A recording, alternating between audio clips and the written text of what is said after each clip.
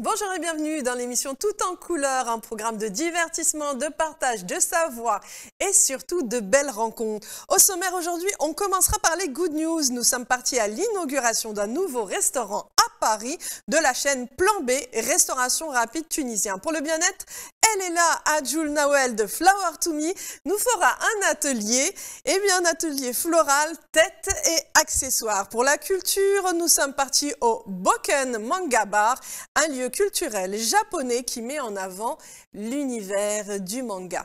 Et dans l'instant coaching, Karima Mana, écrivaine, aujourd'hui elle nous parlera d'un livre écrit par Anne-Cécile Robert, La stratégie de l'émotion. Bonjour mesdames, comment vous allez? Très bien, merci beaucoup. Bonjour. Un plaisir d'être à l'émission. Ah oui, merci. Tout un programme, hein. Là, on va faire vraiment une super émission ensemble entre les fleurs et la stratégie de l'émotion, excusez-moi. J'en perds les mots parce que les émotions, on fonctionne qu'avec les émotions. Mais on va en parler dans l'instant coaching. Maintenant, je vais vous embarquer. Donc, on va commencer l'émission Tout en couleur par les good news. Nous sommes partis à l'inauguration d'un nouveau restaurant à Paris de la chaîne Plan B, restaurant tunisien. Il faut savoir que ce projet de restauration rapide baptisé Plan B a vu le jour en avril 2014 lorsque quand trois amis se rencontrent dans un café, dans un lieu, Abdallah Cliff, Mohamed Koti et Saïf Batka se sont réunis comme à leur habitude pour échanger leurs idées et explorer des possibilités de projets fructueux. Alors, il faut savoir qu'aujourd'hui, cette chaîne de restauration rapide ne cesse de faire parler d'elle. Pourquoi? Avec ses pains ciabatta. Vous connaissez? Non, pas du tout, ciabatta. Voilà, des pains croustillants, préparés au feu de bois et ses multiples garnitures aux saveurs naturelles et délicieuses. Ça fait danser quoi? Les papilles gustatives. On va regarder ensemble justement cette inauguration.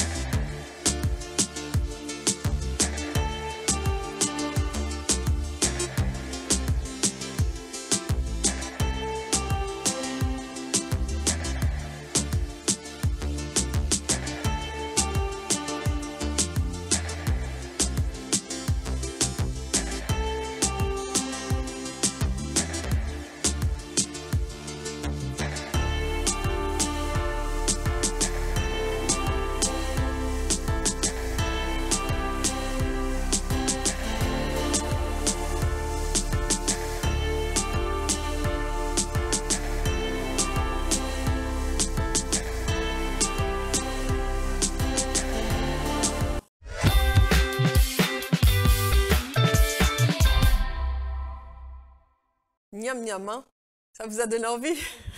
Karima l'a dit, elle va emmener les enfants. Ah, c'est super bon. Hein. C'est super bon, oui. Et ça nous manque un peu les restaurants, nourriture comme à la maison, comme chez soi. Mais surtout, et ça a l'air fait maison, ah, cuit oui, au feu de bois. Ça, c'est très important. Tout ce qui est cuit sur le bois, c'est très bon. Exactement. Ah oui, c'est vraiment bon. Carrément, je voyais les yeux qui s'illuminent. Moi, exactement, c'est ce que tu viens de dire. C'est vraiment le fait que le pain soit fait sur place. Pour moi, c'est un gage de qualité. Vraiment, Je veux dire, c'est pas un snack qui a ouvert comme ça, vite fait, tac, tac. C'est vraiment, il y a un vrai projet, il y a une vraie volonté de bien faire. Oui, exactement. Puis en plus, il y a différentes garnitures pour tout le monde. Il peut y avoir le végétarien, comme il peut avoir, on va dire, au poisson, comme il peut avoir la viande. Mais vraiment, il faut goûter. Il faut vraiment goûter, c'est vraiment très bon. Eh ben, moi, j'irai. On va y aller. On n'a qu'à y aller ensemble. Exactement. On va faire une sortie familiale ensemble. Alors après, justement, ces good news qui nous ont donné faim, on va passer alors au bien-être. Ben oui, le bien-être avec notre invité, Adjoul Nawel, Flower to Me. Donc avant de parler de cet atelier, qu'est-ce que Flower to Me? Flower to Me, c'est une entreprise qui fait la création florale. Alors, la création florale, on parle de toutes les fleurs, de l'organisation du mariage, de baptême, de la décoration pour la maison, des petits bijoux de la tête, d'accessoires, des petites sur-têtes, de tout. Alors, on parle de tout. Et on fait de la location, de la vente et de la création sur mesure. D'accord, donc décoration de la salle et tout, on vous appelle, même des ateliers pour les enfants aussi. Exactement, oui, j'interviens sur les écoles, les maisons du quartier pour faire connaître le produit et pour que les enfants apprennent à travailler un peu les mains et de fabriquer quelque chose. On fait beaucoup de choses, pas que des fleurs, mais on est maintenant dans les fruits, les légumes, comment on fabrique ça, Oui, bien sûr. C'est pour apprendre les enfants. Ce sont des ateliers ludiques. Ludiques, exactement. On sait très bien l'importance, et Karima aussi le sait, l'importance des mains, du toucher. Exactement. Pour les enfants. Le travail manuel, c'est le travail manuel et on voit actuellement avec les enfants, avec les smartphones et les iPads, et ils n'ont pas on a besoin de vrais trucs, de toucher le sable, de toucher la pierre, la matière, et qu'ils sachent la texture. C'est ça. Et ça manque beaucoup dans les écoles. Et j'invite à tout le monde à s'investir sur ça. D'accord. Alors, donc aujourd'hui, on fait un atelier floral. Floral, exactement. Alors, tête et accessoires. Alors, on commence avec, là c'est pour la décoration, toute décoration maison ou location florale pour les mariages, les baptêmes, les occasions. C'est beau en tout cas. J'aime beaucoup moi aussi ce rajout de paillettes. Oui, on peut rajouter ce qu'on veut après. Oui, se rajoute de paillettes, on peut changer des couleurs, faire une dégradation. C'est par rapport aux exigences des clients. Combien de temps pour faire cette fleur? Ça, une journée de travail à peu près. Une journée de travail. Parce qu'il y a la découpe. Ouais. On mode la pétale, on la chauffe. Elle prend vie, comme je dis, elle prend vie. Et après, l'assemblage. L'assemblage, en sachant qu'il y a des petits trucs techniques qu'il faut bien les travailler pour avoir un bon travail, 7 heures de travail, une journée de travail. Oui, c'est très minutieux, c'est surtout ça. C'est vraiment minutieux où il faut faire le détail même. Le détail même, et comme c'est grand, les défauts, ça se voit. Il faut bien préciser et qu'elle prenne vie. C'est ça le but, qu'elle prenne vie, une vraie fleur. C'est ça. Et là, on a fait le chapeau, le petit chapeau que ça se met sur le côté pour les festivals, les carnavals. Les défilés, exactement. On peut faire ça pour les carnavals. Oui, c'est un chapeau. Karima, elle va vouloir essayer le chapeau. Je la connais, ça y est. Allez, on essaye le chapeau. Tu le mets sur le côté. Comme ça. Exactement. C'est magnifique ça, magnifique. Oui, ça doit très bien. Une belle fleur. Une belle fleur, exactement. On va garder ça sur la tête. Oui. Je vais lui rendre ça bien, mais c'est magnifique. Et elle va nous faire comme mannequin parce que je vais lui montrer la sur-tête. Le serre-tête. Le serre-tête, oui. Oh, moi je reviens quand vous voulez. On peut le mettre. Oui, sur le deux côtés. Exactement, ça se met exactement comme ça. Je suis une princesse. Oui, ça fait plaisir. Ça fait plaisir aux petites filles. De princesse. Alors là, c'est plutôt une fée avec les fleurs. Les fées, oui. Et moi, je suis la princesse berbère. C'est ça en fait, il faut garder son âme d'enfant. Et ça permet justement de garder cette âme d'enfant et la créativité. La créativité, moi j'adore ça. Et on peut faire même pour les bonnets. Ouais. Alors, quand on commence avec une petite fleur, après l'inspiration vient avec tous les objets, avec tous les quotidiens, de trucs de petits, mais on peut faire beaucoup de choses. Oui, c'est sûr. Et donc, il y a les serre-têtes, Il y a ce que vous avez aussi sur la tête, hein, Oui, exactement. avec un bandeau, Avec un ou bandeau un foulard. pour les foulards. On peut rajouter ça. oui, C'est une broche, c'est ça non, non, c'est ça fabriqué avec le tissu. C'est collé directement avec le tissu. D'accord, donc c'est le turban Avec rose. le broche, ça va être lourd par rapport à la tête. Mais là, c'est léger, ça se Donc sent c'est le pas. turban directement. C'est le turban directement avec tout collé, tout D'accord, travaillé. ok. Et parce que je travaille moi-même mes bonnets, tout ça, exactement. les bonnets, Alors, ouais. du coup, j'accessoire chaque bonnet. C'est magnifique, hein. Ah, mais avec le turban, c'est... Ouais, c'est très beau, c'est donc, vraiment très très beau. Donc c'est voilà, vrai. franchement, c'est... Et ça va à tout le monde, toutes les morphologies, c'est-à-dire au niveau de la forme du visage. Oui, et par rapport à la personne qu'on fait en commande, on voit à peu près Voilà, ce c'est que ça. lui Il faut va. être un peu visagiste aussi. Hein. Exactement. Bien sûr, parce que Ce que lui va, oui, exactement. qu'est-ce qui va lui aller Exactement. Avec deux fleurs petites, une grande, les couleurs qui vont avec la peau. Ouais, voilà, exactement, c'est ça. Un peu de travail. C'est tout un travail de toute Exactement. façon. Et c'est à la fois du coaching aussi, hein. Oui, oui. Le fait justement de coacher les gens, de leur dire bon bah telle couleur vous irez, telle forme de je sais pas, plus ça pour vous ou ça aussi, ça dépend, voilà. Exactement. Et il y a des personnes qui n'osent pas sortir de leur zone de confort, ils mettent toujours les mêmes choses en description. Alors il faut oser. Voilà, j'aime bien ça. Oui. Il faut oser. Et n'ayez pas peur, il n'y a pas de honte à avoir. Non, pas du Tant tout. que ça vous fait plaisir. Ça me fait plaisir. Voilà. C'est bon, je suis à l'aise dans mon truc, alors c'est bien. Ouais, c'est ça. Et j'invite les gens à ne pas voir ce que les autres personnes pensent d'eux, mais de faire ce que leur faire plaisir. Voilà, ça c'est un beau message justement. N'écoutez pas ce que pensent les autres de vous. Le plus important, c'est ce que vous pensez de vous. Exactement. Et moi, c'est ma philosophie de tous les jours. Je ça. me lève, j'aime faire ça, je vais le faire. Faites-vous plaisir. Oui, Karima. Il y a une fois une personne qui m'avait dit cette phrase que j'ai trouvée très, très belle. Elle m'avait dit, oui, tu vois, tous les avis sont importants, mais dans ta vie, c'est ton avis qui compte. C'est ça, exactement, bien sûr. Ouais. Et c'est le plus important, c'est votre avis, notre avis personnel, parce qu'en fait, la question qu'il faut se poser, à qui veux-tu plaire? Exactement. À qui veux-tu plaire? À moi-même. C'est la base, et c'est ça le plus important. Non, exactement. Et c'est vrai que à travers ce que vous faites, Nawel, Flower to Me, c'est à la fois, donc, parce que je sais que vous êtes beaucoup avec les enfants. Oui. Donc vous faites beaucoup d'ateliers avec les écoles, les associations, les personnes en situation de handicap. Ça les aide, ça les sort de leur environnement, dans leur quotidien. Et franchement, ça fait du plaisir de travailler avec des personnes comme ça, franchement. Parlez-nous un petit peu justement de vos expériences avec les enfants qui sont en situation de handicap. En situation de handicap, j'ai travaillé avec des personnes autistes. Ouais. Et on sait qu'eux, ils ont une énergie incroyable, ils ont une imagination infinie et ils ont les détails. Alors quand ils fabriquent une fleur, franchement, c'est une fleur magnifique. Ouais. Et ils ont quelque chose que les autres enfants n'ont pas. Et je suis toujours fascinée par le travail des personnes comme ça, c'est magnifique. Et ils sont dans leur bulle, ils travaillent calmement et ça les aide à progresser, à faire d'autres créations. Ouais, c'est sûr. Et c'est une thérapie, on peut dire ça, c'est une thérapie. Oui, Karima, justement, qui travaille beaucoup avec les enfants autistes. Moi, c'est des jeunes adultes. Des jeunes adultes. Des jeunes adultes. Ils font des activités manuelles. En fait, la personne qui souffre d'un trouble du spectre autistique, c'est une personne qui, généralement, va avoir une sensibilité, une sensorialité qui est différente, qui peut être altérée, qui peut être surstimulée, qui peut être... Voilà, c'est quelque chose... On dit qu'il y a autant d'autisme que d'autistes. Et effectivement, donc, ça ne m'étonne pas d'entendre que la création d'une personne...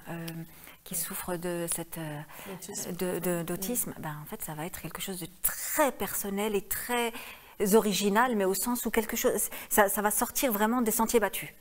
Quelque chose de très beau. Ouais, oui. Et unique en son genre, c'est vrai. Et ils sont contents justement d'être dans cette créativité. Bien sûr, parce qu'ils sont fascinés par les couleurs, le matériel, et de fabriquer quelque chose qui est leur propre. C'est eux qui ont fait ça. Et ils offrent ça à leur maman. C'est valorisant. C'est valorisant, faut exactement. Qu'ils soient fiers de... Bien sûr. Moi, justement, je vois les couleurs là. Oui. Il y a plein de couleurs. Moi, il y a plein de couleurs. Ah, il est beau ce bleu. Hein. Ah, il est très beau. Ah, moi, je suis restée sur le chapeau fleur. Le chapeau fleur. Exactement. C'est vrai qu'il y a des belles... En fait, c'est une belle matière. C'est une bonne matière. Elle est légère. Elle est légère, exactement. Elle est bien travaillée. Elle est, et elle est brillante. ouais, Ah, les légère, couleurs sont- fluide. Le orange, j'aime bien aussi. Ouais, les belles couleurs vives, justement, dans tout en couleurs. Tout en couleur, ça. exactement. Et, On aime bien ces couleurs. C'est du papier mousse. C'est Ouais. très léger. Donc Et c'est ça qui est facile à manipuler. travailler, Exactement. à manipuler, À manipuler. qu'il faut chauffer pour faire les Bien pétales, sûr, c'est il faut, ça. oui, il faut chauffer avec du chauffe-l'air. Ouais. C'est un appareil pour chauffer les plastiques, l'aluminium et D'accord. le papier mousse. Ouais. Et après, on travaille avec les mains. Je travaille avec les mains, je fais les bordures. Ça se fait. c'est beaucoup de C'est pour Il faut ça de la que patience. Ah oui, la il faut patience beaucoup de et chaque patience. fleur, elle ne ressemble pas à l'autre. Parce que à chaque fois, je travaille autrement. Intuitivement, Oui. plus avec les intuitions, en fait. Et... Ça dépend, tu es aujourd'hui joyeuse, tu vas faire une fleur bien, elle est joyeuse, ça dépend de l'humeur. Ah, d'accord. Donc, il y a des. J'avais juste une question. Il y a des structures qui peuvent faire appel à vous éventuellement pour Bien sûr, bien faire des sûr. animations, des Bien activités. sûr, bien sûr, je travaille dans les EHPAD, j'interviens sur les EHPAD. c'est- Intéressant. Oui, Ça y est, c'est j'ai vu les centaines de Karima s'ouvrir. Ah, c'est intéressant. On peut faire un petit atelier chez nous. Oui, je fais beaucoup des ateliers dans les EHPAD, les associations, les maisons de quartier, les écoles. Franchement, j'interviens partout. Ouais, non mais c'est super intéressant et il y a différents ateliers, hein. Il y a ça, apprendre justement à faire ses propres... On parlait de bijoux, donc ça aussi, peut-être par la suite. Par la suite, voilà. exactement. Par la suite, Les on va bijoux, faire des bijoux. des On va- bagues. Parce qu'il y a d'autres collection. matières qui sont possibles, c'est ça ou ça peut être, cette matière-là peut Parce être. que je travaille avec l'argile, on peut faire avec l'argile, le ciment, je travaille des fleurs pour des... Ah oui. J'ai oublié de te dire ça, je suis en train de préparer un mur floral. Un mur floral avec du ciment mélangé avec de l'argile. Ça, C'est des fleurs qui sortent en 3D. Alors franchement, ça reste. du travail. Et ça, on peut faire en petit format, Ouais. pour la décoration sur la table. On peut faire ça avec la résille pour Oui. tout ce qui est bijoux. Mais la structure de la fleur, de faire une pétale devant une autre et la dimension et les coller, c'est la même. Oui. On change juste. Le geste est Ah le oui, même, d'accord. Déjà, c'est le même. D'accord. mais après voilà la matière. Oui, la peut- technique, peut elle est être- la même, mais on change de matière et il faut savoir comment fabriquer avec cette matière, c'est tout. Et puis c'est minutieux. Si on fait un bijou, par exemple, Ah, c'est minutieux, il faut c'est bien... vraiment... Oui, oui, voilà. Et là on travaillera avec des petites pinces, parce que Ouais, là, c'est trop délicat, il faut les petites pinces. Les mains, c'est Mais trop ça doit grand être, comme ça. ça devrait faire des parures sublimes et, Ah oui, oui, et oui, uniques. oui. avec plein de fleurs. Combien de temps peut durer un atelier avec les enfants? Avec les enfants, je fais 45 minutes, 1 heure à 45 peu près, minutes, oui. Parce que les enfants, trop longtemps, ça les dégoûte un peu. Alors, Même les adultes. même les adultes, exactement. Après, ça dépend. Là, pour apprendre à faire des fleurs, bon, tout le monde Oui. n'a pas cette capacité-là de faire de belles fleurs comme ça. Mais bon, c'est bien aussi comme atelier à apprendre. Parce que pour faire une fleur comme ça, on divise les séances. En 45 minutes, on fait 3 ou 4 séances de 45 minutes Pour une fleur, pour pareil. une fleur comme Voilà, ça. Oui. donc quand même. On fait la première séance pour la découpe, l'arrangement et après le rassemblage. D'accord. À chaque fois, une séance différente. Pour finir la fleur, exactement. Ben, c'est très beau en tout cas, Nawel. Merci. Vraiment, merci. Hein, c'est très très beau. Voilà. Donc, J'avais juste encore une petite question. bien sûr. Par rapport au turban, si maintenant moi je suis intéressée par un turban avec, pour la fleur, donc qu'est-ce que tu conseillerais? Je te tutoie. Un turban comme le mien, il est plus petit, juste une petite... Et au niveau des fleurs, donc ça peut être une rose, ça peut être Là, pivoine, pour ça toi, peut être- je vois plus une rose rouge, Voilà.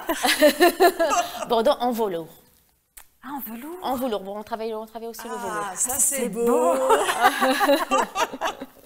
Oui, une rouge velours, Ah, rouge alors là- Bordeaux, un Alors velours. là, ça y est, c'est femme fatale. On discutera après. Ah, Exactement. En tout cas, oui, voilà, exactement. Donc, n'hésitez pas si vous voulez voir les créations de Nawel, c'est Flower to Me hein, sur Insta, tous les réseaux. Exactement. Voilà, et il y a plein de choses à faire. N'hésitez pas à l'appeler, vous êtes des structures et tout pour les enfants, pour les adultes, pour les personnes âgées, pour permettre d'égayer Exactement. et de la décoration aussi chez vous, mettre des fleurs pour que voilà, ce soit plus beau Agréable. et plus agréable. Exactement. Oui. Et On surtout n'a les jamais belles assez de comme fleurs autour de soi. Mais bon. déjà, les femmes sont des belles fleurs. Donc, C'est vrai. bon, mesdames, on va passer maintenant à la culture. Eh bien, la culture, nous sommes partis au Boken Manga Bar. Alors, c'est un lieu qui met en avant la culture japonaise, l'univers du manga. Je ne sais pas si vous connaissez Naruto, Sangoku, One Piece. Sadanori, Okamura. Le manga est devenu un véritable phénomène, beaucoup apprécié par la jeunesse et même les grands, qui s'identifient beaucoup aux personnages. On les voit, ils s'habillent pareil, hein, surtout lorsqu'il y a des salons de manga, ils sont tous habillés en personnages manga. Eh bien, c'est une célèbre bande dessinée japonaise qui fait partie du patrimoine artistique au Japon. Eh bien, on regarde ensemble.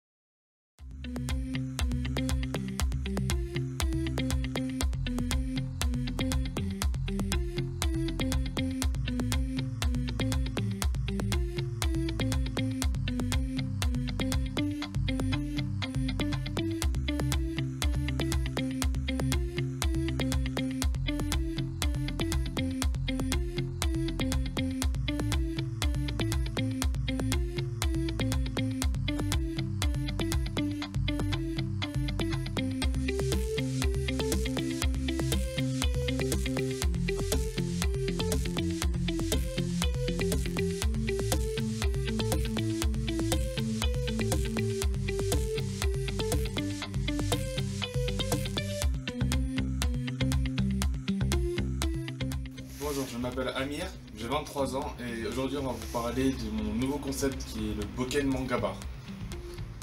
Alors, c'est quoi ce concept exactement? Ce concept consiste en fait à faire un univers spécialement que pour les mangas. Donc c'est un rêve d'enfance que j'ai toujours voulu faire et maintenant on a fini par réussir à le faire. Et donc ce concept il consiste en fait à pouvoir ramener le plus de monde possible qui sont fans de manga, donc qui veulent vivre l'univers. On a essayé de mettre des jeux vidéo.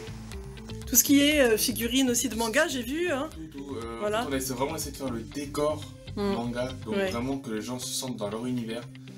On a essayé de mettre aussi des films, Ouais, des séries d'accord. que les gens peuvent regarder, des animés et même de temps en temps des soirées à thème pour que les gens se sentent vraiment À l'aise, ensemble. dans l'élément Voilà. du manga. C'est vrai C'est qu'en fait, quand je suis arrivée ici, c'est plus mon fils qui m'a amené ici. Hein. L'univers du manga, c'est vrai que la jeunesse, elle vit dans ça. Hein. Dans Naruto, C'est ça. Dragon Ball. En fait, il y a la nouvelle génération et l'ancienne génération. L'ancienne génération, en fait, le manga a suivi depuis des années plusieurs générations. Ouais, c'est ça, Et exactement. on a tous plus ou moins un manga qu'on a toujours en tête. Bon, pour les anciens, ce sera par exemple Olivier et Tom Oui, ou Evangelion, des trucs à l'ancienne. Et Dragon Ball Z aussi, parce que ça a commencé à ce Exactement, moment-là, Dragon oui.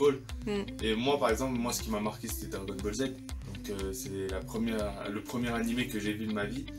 Et ça m'a donné encore plus envie de découvrir à droite, à gauche. Et c'est à ce moment-là que la magie s'est opérée et une passion aussi.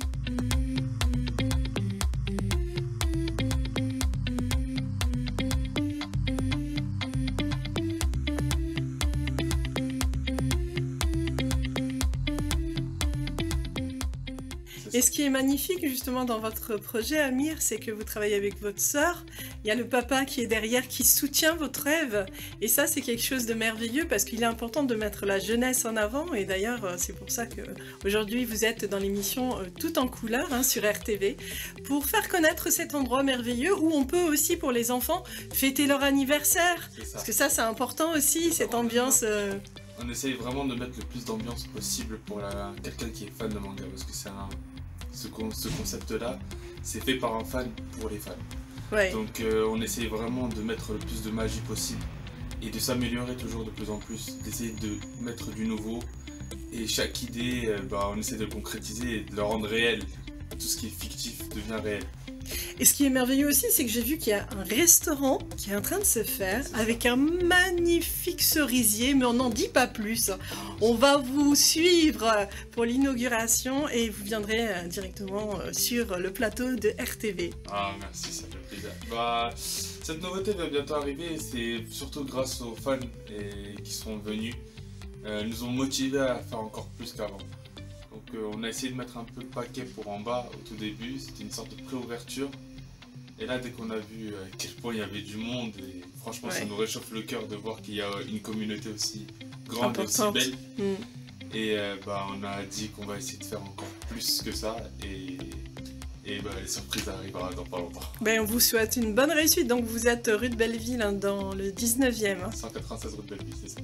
Merci Amir. Encore une fois, le nom de cet endroit?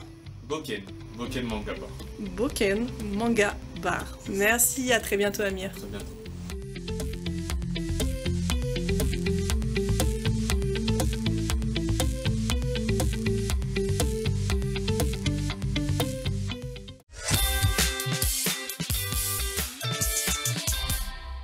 J'ai deux expertes là qui me parlaient de manga. Alors comment on appelle justement ces sabres japonais? Les takana. Les takana. Les takana. Voilà. Donc voilà. Alors les mangas, vous connaissez, hein? Ouais, par la force des choses. Moi, j'ai jamais regardé de manga jusqu'à ce que je devienne maman. Parce qu'avant, moi, c'est pas, à part les Chevaliers du Zodiac, on en avait parlé. Mais sinon, à part ça, non. Mais là, maintenant, SNK, Death Note, Demon Slayer, voilà. C'est bien. Voilà. Avant, on regardait beaucoup de mangas. Oui, exactement. Oui, les Chevaliers du Zodiac. Il y en avait plein des mangas d'ailleurs. Il y avait plein de mangas qui étaient sur la chaîne manga, qu'on regardait directement sur la chaîne manga. Et après, TF1 qui a repris quelques séries pour la chaîne TF1. Mais avant, je me rappelle, j'étais petite, je regardais tout le temps manga. Et ça me fascinait ce monde. Et à chaque fois, ça me fascine. Parce que les Japonais, ils sont très avancés aussi. Hein. Il y a énormément de messages, de morale dedans. Il y a laissé les valeurs. En fait, moi, quand j'ai regardé Demon Slayer, c'est un que je conseille sincèrement en termes de valeurs. Un ado ou un enfant qui va regarder ça, qu'est-ce qu'il va apprendre? L'abnégation, le courage, la persistance. C'est génial, en fait. Je trouve que les messages... Oui, c'est vrai, ne jamais baisser les bras. Exactement. Et eux, ils ont cette philosophie-là, justement, de valeurs humaines, mais vraiment...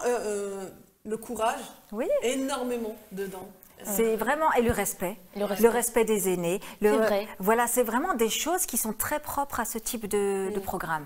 Donc voilà, moi je suis demandeuse parce que en tant que parent, quand tu regardes les dessins animés qui ne sont pas des mangas, certains trucs... le pire, un des pires et un des trucs précurseurs, pour moi, ça a été Les Mignons. C'est quoi l'histoire? C'est pas le dialogue? C'est quoi le but? C'est quoi le but? Là, nous a fait Les Mignons, là. Oui. Ça m'a achevé. C'est vrai. Donc quand mes enfants ils m'ont dit on veut Crunchyroll ou on veut des abonnements comme ça, j'ai dit ok. Il y a des phrases dedans. C'est même pareil. Mais c'est vrai que après il y a tout type de dessins animés. Hein. Oui. Karima, Nawel, maintenant on va passer justement à cet instant coaching tant attendu où là, Karima, vous avez choisi un livre, La stratégie de l'émotion. Oui, alors pourquoi en parler là dans l'instant coaching? Parce que nous partons du principe qu'avoir conscience d'une technique ou d'un fait social, c'est quelque chose qui nous rend vigilants et qui peut nous aider à nous élever. Donc là, ça c'est un de mes livres de chevet. Ça s'appelle La stratégie de l'émotion et ça a été écrit par Anne-Cécile Robert. C'est une journaliste du monde diplomatique. En fait, elle a écrit aussi un livre, j'ai plus le titre, sur l'Afrique. Elle a un regard très perçant et incisif sur le monde et la géopolitique. Et par rapport à la stratégie de l'émotion, alors en fait, quand on dit émotion, on met souvent en contradiction raison. Et c'est à juste titre, en fait. On les met en opposition. Émotion versus la raison. Et en fait, là, Anne-Cécile Robert, dans cet essai, que je trouve mais vraiment édifiant. Je l'ai lu et relu. Je veux dire, mon livre est tout écorné, il est fluoté de partout. Voilà, c'est vraiment. Comment il vous a marqué? Ouais, vraiment, vraiment. Et donc, en fait, qu'est-ce qu'elle nous en dit par rapport à cette stratégie d'émotion? C'est que, alors, dans l'histoire moderne, sur le plan sociétal, il y a eu beaucoup de choses qui ont été réfléchies. Et déjà, il y avait Gustave Le Bon avec la psychologie des foules, puis après, il y a eu Bernays, c'est le neveu de Freud, dans Propaganda, qui parle de comment faire pour que les gens aillent là où on aurait envie qu'ils aillent, réfléchissent, achètent ce qu'on aurait envie qu'ils achètent. Bernays, c'est par rapport à la cigarette. Ça, c'est un petit exemple et tout, mais voilà, c'était un moment, les producteurs, et pas que je m'étends trop, mais les producteurs de tabac, voilà, ils ont dit, ouais, mais il n'y a que les hommes qui fument, comment ça se fait que les femmes ne fument pas? Enfin, non, ils sont allés chez Bernays, qui est un publicitaire, et ils lui ont dit, ouais, comment on fait et tout. Et lui, en fait, qu'est-ce qu'il a fait? Il y avait des manifestations, et il a dit aux femmes d'allumer une cigarette devant les caméras en disant, c'est le flambeau de la liberté. Et là, hop, l'autre partie des adultes... C'est de la manipulation aussi, hein? Oui, mais c'est ça, c'est oui. exactement ça, c'est une manipulation. Ah oui. Et donc, il y a aussi Noam Chomsky dans De la propagande qui en parle aussi. Et donc, elle est dans cette lignée-là. Il y a aussi Naomi Klein qui en parle dans la stratégie du choc et elle dans la stratégie de l'émotion. Et qu'est-ce qu'elle en dit? Elle explique simplement qu'en fait, aujourd'hui, nous, sur le plan sociétal, on est très infantilisés puisqu'on est ramené trop souvent et de manière quasi pernicieuse à notre état d'être qui ressent et non plus d'être qui pense. Et donc, face aux événements, on ne nous demande plus, non seulement on ne nous demande plus de réfléchir ou de questionner, mais on exige de nous l'alarme avec les marches blanches, avec ce genre de choses. Et attention, ne questionne pas, ne demande pas qu'est-ce qui s'est passé face à tel drame, parce que si tu questionnes, c'est que tu es du côté de l'oppresseur ou tu es du côté du terroriste, ce genre de choses. Et elle pousse à la réflexion. Elle dit que rien de bon ne se fait dans l'immédiateté ou dans l'émotion. Ouais, en fait, l'être humain doit réfléchir les choses. Et le parallèle que je peux faire, moi, en fait, je conseille ce livre vraiment parce que il y a des passages qui sont édifiants et je vais juste citer, je peux citer. Bien sûr. Alors, elle cite Bourdieu, qui est un sociologue que vous connaissez, et qui dit, ouais, si l'on emploie des minutes si précieuses pour dire des choses si futiles, c'est que ces choses si futiles sont en fait très importantes dans la mesure où elles cachent des choses précieuses. Donc, pleurons, rions, mais point ne pensons. En gros, c'est ça. Ouais.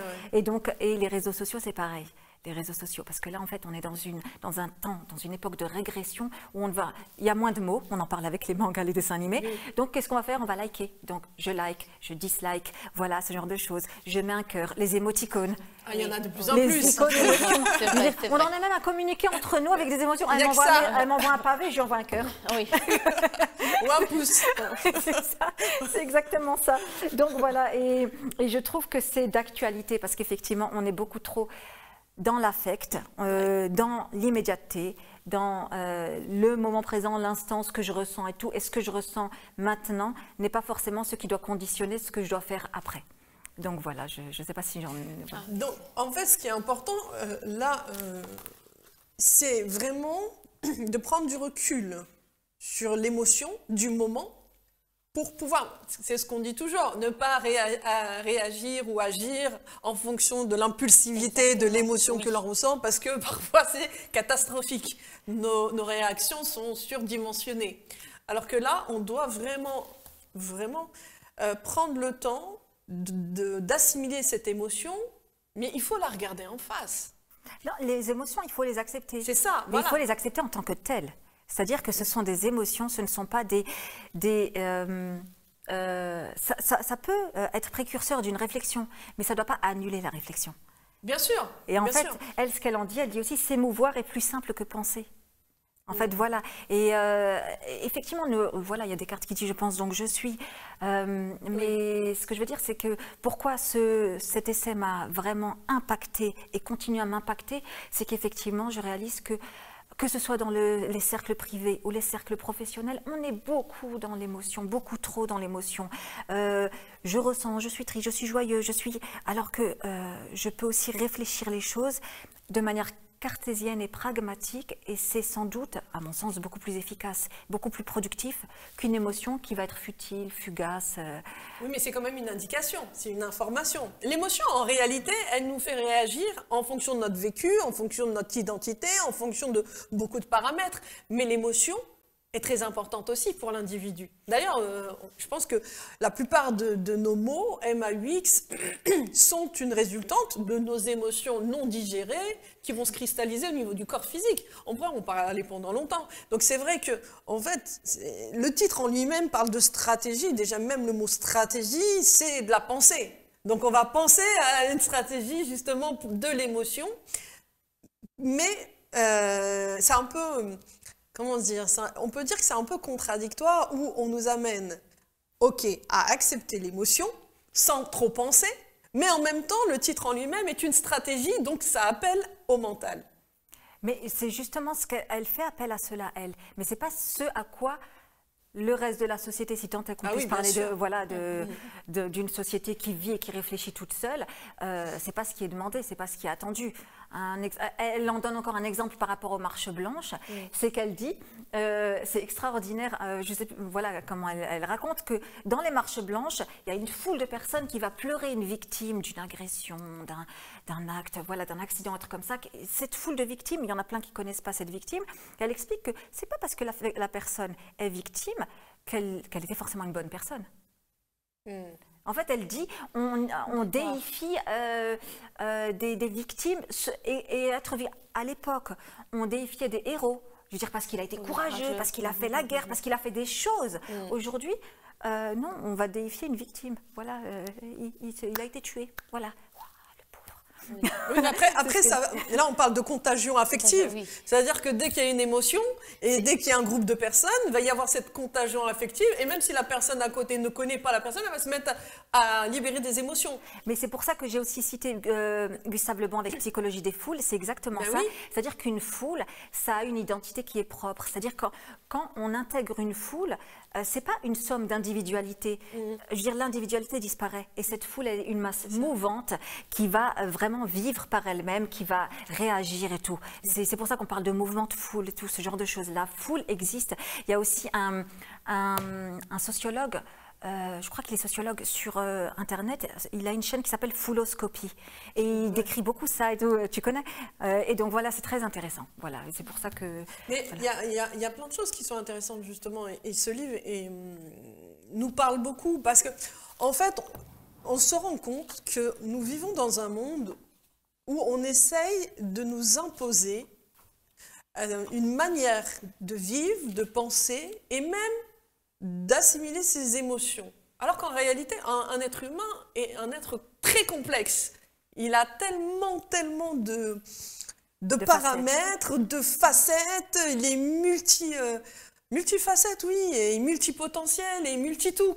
Il est le champ de tous les possibles, mais en même temps, il est à la fois cette dualité entre le bien, le mal, la lumière, l'obscurantisme. Et en fait, il essaye de trouver son identité dans tout ça. Et il y a des personnes qui ont écrit plein de livres justement sur les émotions, sur est-ce que je dois laisser mes émotions parler ou au contraire, est-ce que je dois apprendre à canaliser mes émotions et laisser plutôt le mental parler, s'exprimer? En fait, je pense que chacun trouvera la réponse à cette question pour lui-même. Moi, et cela n'engage que moi, je pense sincèrement que les décisions les plus importantes ne se prennent absolument pas avec les émotions. C'est sûr. C'est ce que je pense. Je rejoins sur cet avis parce que moi dans mes choix, je cache un peu les émotions et je suis toujours à cacher les émotions à part. Je les gère entre moi-même, mais je pars juste sur le mental et la réflexion, je réfléchis à la chose avant de... Et il ne faut pas prendre des décisions à la légère et à l'émotion parce que sur le coup, on ne réfléchit pas. Et l'émotion peut être trompeuse. Oui. C'est-à-dire, effectivement, il faut l'accepter. Et nous sommes des êtres qui ressentent, mais nous sommes aussi et avant tout des êtres qui pensent. Qui pense, oui. Et en fait, voilà, elle en dit, je cite encore une autre phrase, que, voilà, dans les sociétés contemporaines, les émotions envahissent l'espace social jusqu'à écarter petit à petit les autres modes de connaissance, notamment la raison. C'est-à-dire vraiment, on est envahi d'émotions, je veux dire, et ça nous rend vulnérables par rapport aux entrepreneurs, aux sociétés, parce qu'on vit dans le néolibéralisme, la société de consommation. Je veux dire, l'entrepreneur qui veut vendre, il va jouer sur quoi? Il ne va pas jouer sur la raison. Il va jouer sur l'émotion. Voilà, sur l'émotion. Voilà, c'est génial. Donc voilà, il va jouer sur le désir, il va jouer sur la joie, il va jouer sur voilà, c'est vraiment plein d'émotions. Voilà. Qu'est-ce qui ressort encore de ce livre, justement? Quels sont les passages qui vous ont marqué le plus? Parce que c'est intéressant. Oui, c'est intéressant de comprendre, justement, bien sûr, nous sommes des êtres d'affect, des êtres émotionnels, mais en même temps, nous sommes aussi des êtres de raison. Oui. Et donc, il est important, là, ce qu'il en sort, là, avec Karima et Nawel, c'est de se dire, ouais, ok, d'accord, je ressens une émotion, je ressens ceci, mais si j'ai une grande décision à prendre, je laisse mes émotions de côté, elles sont une indication, mais je ne dois pas les laisser, me parasiter pour prendre une décision. Je dois prendre une décision raisonnée. Oui, tout à fait, je suis d'accord. Et par rapport à cette question de ce qui m'a marqué dans cet essai, déjà, c'est vraiment, ça m'a parlé, mais quasiment, je veux dire, à toutes les 2-3 pages, il y avait des passages qui m'ont marqué. Je me suis dit, mais c'est vrai, c'est exactement ça. Il y a un passage où elle parle des faits divers. Et elle dit que, en fait, c'est vraiment beaucoup utiliser cette histoire de faits divers, c'est du storytelling, et ça c'est beaucoup utilisé en politique, quand on va raconter l'histoire de la petite mamie qui prend son petit sac, qui va au marché, et elle s'est fait arracher son sac par le méchant jeune des cités. Qu'est-ce que ça va éveiller ça dans les sociétés, voilà, au niveau de la colère, de l'électorat, voilà, c'est ça, c'est du storytelling, et c'est une technique de manipulation basique. Mais ça, il y en a quotidiennement. Exactement, oui, c'est vrai. C'est ça, mais si on n'en est pas conscient, on va penser à la petite mamie au lieu de penser à celui qui parle de la petite mamie. Pourquoi il me parle de la petite mamie et il ne me parle pas de son programme? Oui, bien sûr. Mais voilà. Toujours dans qu'a-t-il fait pour la petite mamie, lui, qui a le pouvoir de faire des choses? C'est ça. Il faut réfléchir. Dans ce cas-là, dans le livre, c'est réfléchir quand on voit la chose en face, il faut réfléchir les coulisses. Qu'est-ce qui se passe derrière? Oui, c'est ça. Mais parfois, là, ça nous amène à une autre réflexion donc les coulisses, qu'est-ce qui se passe derrière? En fait, de voir les détails, d'être dans la pleine conscience, de conscientiser ce que l'on fait, ce que l'on regarde et ce que l'on entend aussi. Parce qu'en fait, l'émotionnel, qu'est-ce qu'il va faire? Dès qu'il entend quelque chose comme ça, un fait divers négatif, une petite mamie qui s'est fait agresser, qu'est-ce qu'il va faire? Alors, par un jeune de cité, la première des choses que va faire justement la personne, c'est de rassembler, de dire, bon, c'est les jeunes de cité. C'est tous les jeunes de cité. Il va généraliser. Et en fait, c'est là où il y a un énorme problème. C'est qu'on n'a plus notre discernement, on n'a plus notre libre arbitre. Nous sommes manipulés et conditionnés. Et je pense que c'est ça qu'il faut comprendre. Et justement, plus on est dans l'émotion, et plus on est manipulable. Et plus on est dans l'immédiateté, et plus on est vulnérable. Le souci, c'est que là, maintenant, qu'est-ce qui marche? TikTok. On en parlait, TikTok. C'est quoi le format de TikTok? C'est quelques minutes, tac, tac, et on va scroller comme ça pendant des heures et des heures. C'est vraiment des petits trucs, tac, tac, tac, de l'émotion, de l'émotion. On n'a plus le temps d'avoir thèse, antithèse, synthèse, entrée, intro. Voilà. On n'est rien du tout. Ou devoir de philosophie. Voilà. Non, mais la temporalité actuelle, elle n'est plus du tout la même qu'il y a 20 ans, parce qu'il y a 50 ans. Le temps va très vite en ce moment. Et on n'a plus le temps, en fait. Enfin, on pense qu'on n'a plus le temps. On nous laisse penser qu'on n'a plus le temps. Alors qu'en réalité, mais à un moment donné, mais vas-y, pose-toi, qu'est-ce que tu fais? Pose-toi, prends le temps. Prends le temps d'aller au hammam. C'est ça, il faut savoir prendre le temps.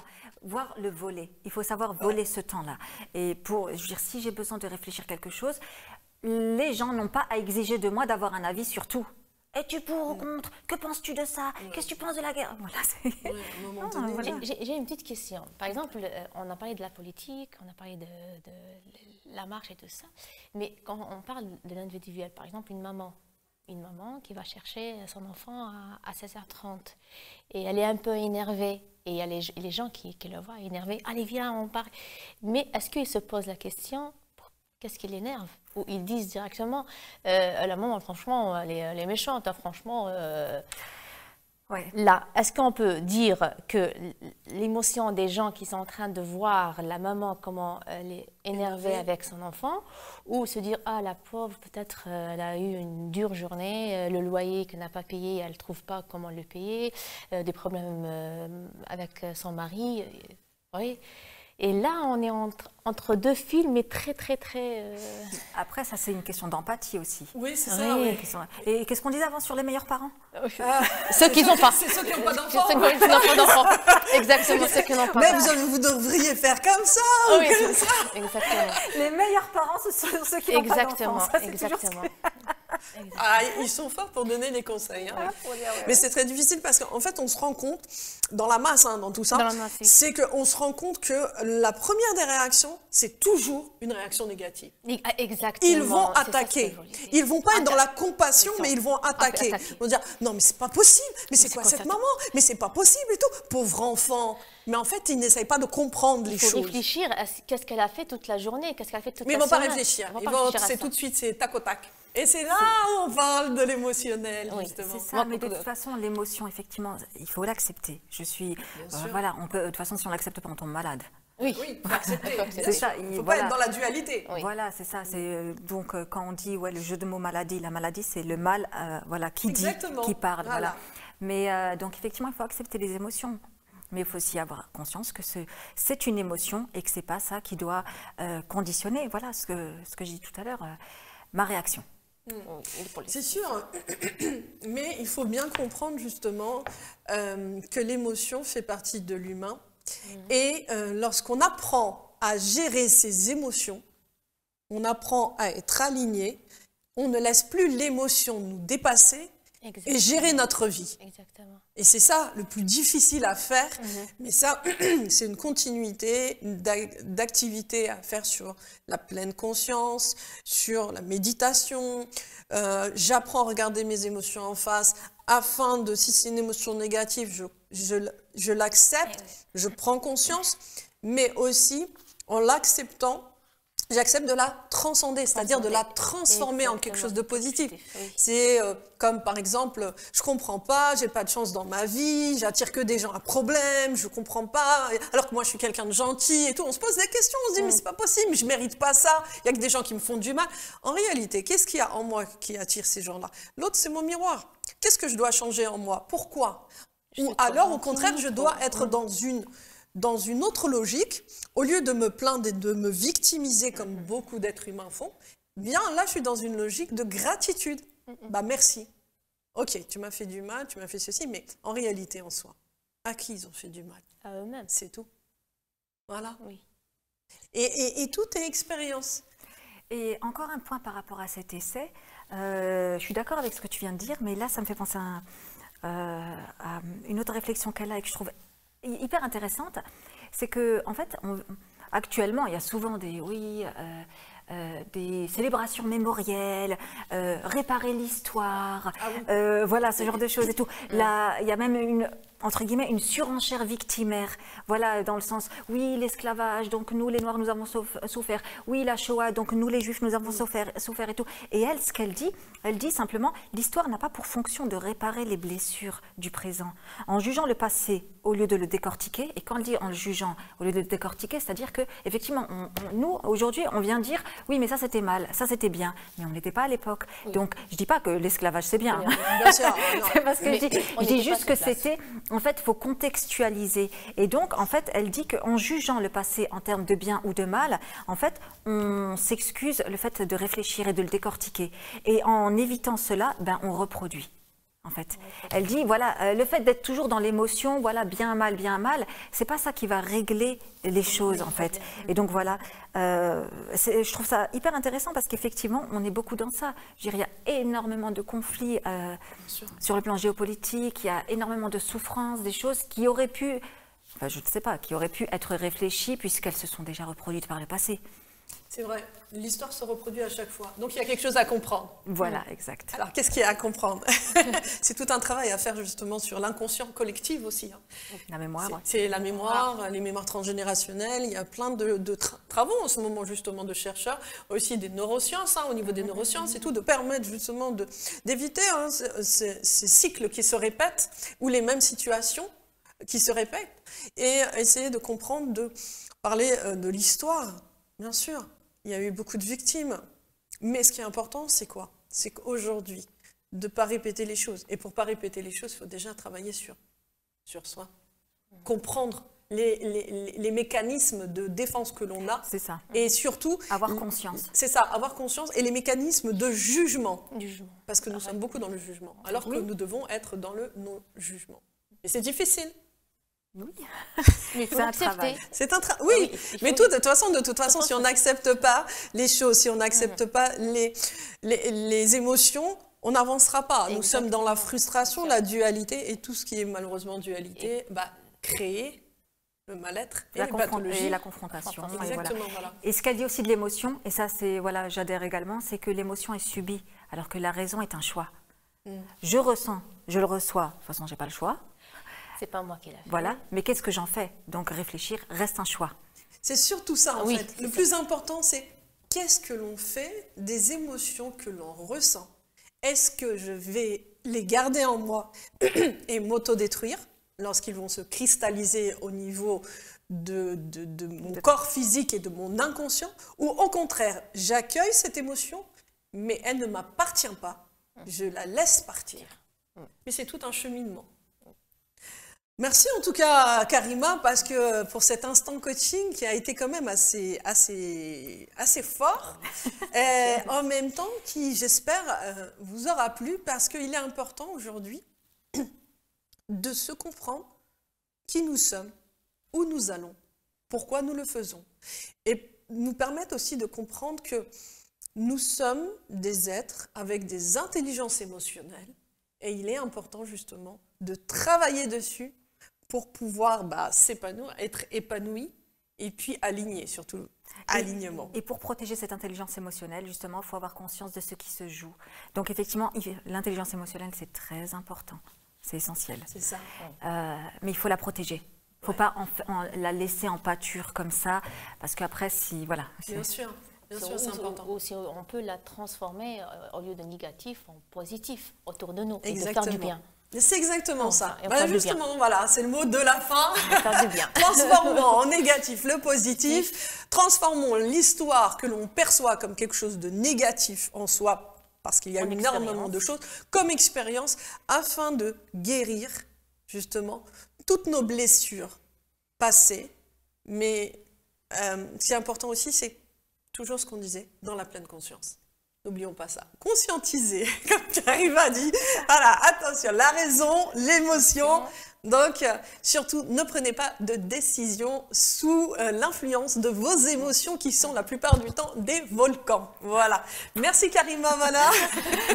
Merci Hilda. C'est très intéressant. Et merci Nawel. Donc Flower to Me, hein, n'hésitez pas justement à aller sur les réseaux pour voir les créations de Nawel. Et puis n'hésitez pas aussi, hein, Karima a écrit un merveilleux recueil de poésie qu'on va redonner le nom. Ombre et lumière en poésie. Ah, et bah, on est en plein dedans. Hein. Oui. Ombre et lumière, voilà. On vous dit à très bientôt et merci à vous de nous avoir suivis dans l'émission Tout en couleur sur RTV. On vous embrasse très fort. À très bientôt.